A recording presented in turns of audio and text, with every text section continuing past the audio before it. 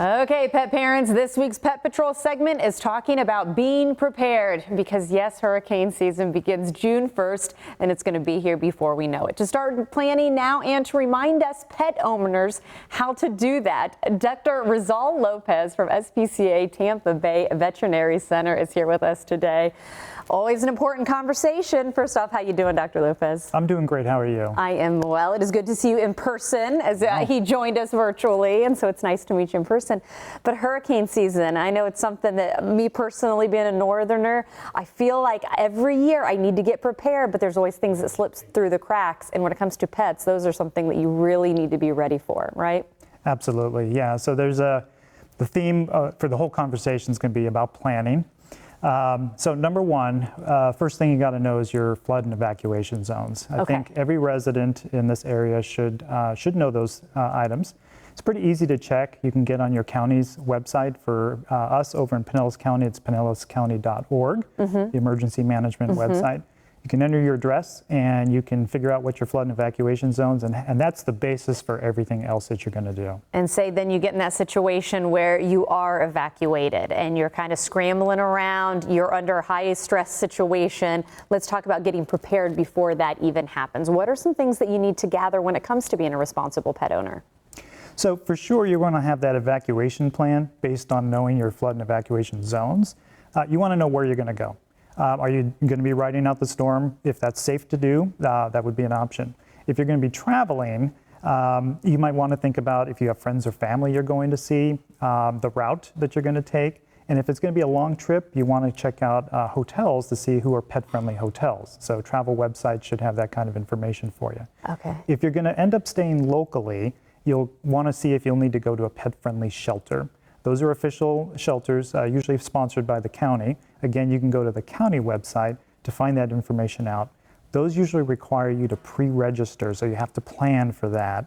And you're going to need a copy of all your pet's records to be able to gain entry to those pet-friendly shelters. I'm glad you bring up the records, and too, which means I'm assuming you also need to have them up to date, which I bet you hear that happening more often, than we want to remember, we want to recognize that people don't have it up to date, and sometimes people, unfortunately, would be turned away then. That is true. Yeah, and as a veterinarian, of course, we're always advocating to keep your pets current on their exams, their medications, and their vaccines. So again, planning ahead, you'll need to make sure you're staying up to date on all your pet's vaccines and all the recommendations from your vet for just normal care.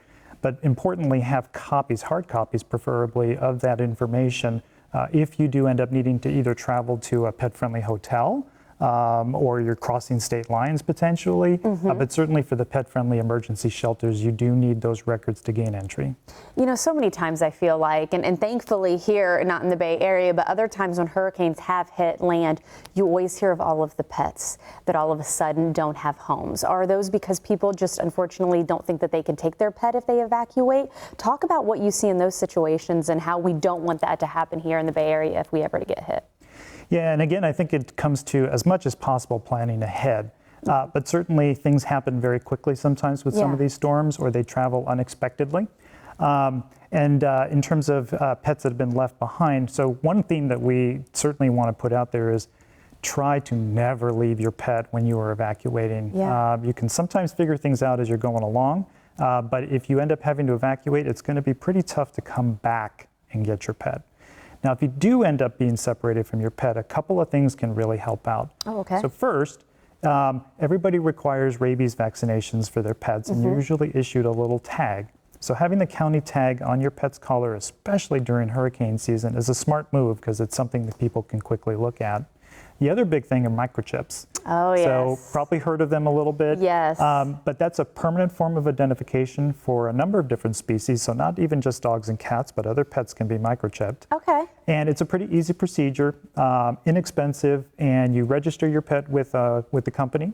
The single most important thing, though, is to keep your contact information up to date. People start to change phone numbers or emails or addresses, and then the microchip becomes much less useful. But during an emergency, the county tag and the microchip can be real lifesavers. Well, I am so glad you talked about the importance of being prepared and just things pet owners need to keep in mind. So a big thank you to you and the SPCA. And also we want to be sure and thank Pet Supermarket. Whether your pet swim, crawl, or fetch the ball, Pet Supermarket has your favorite parents.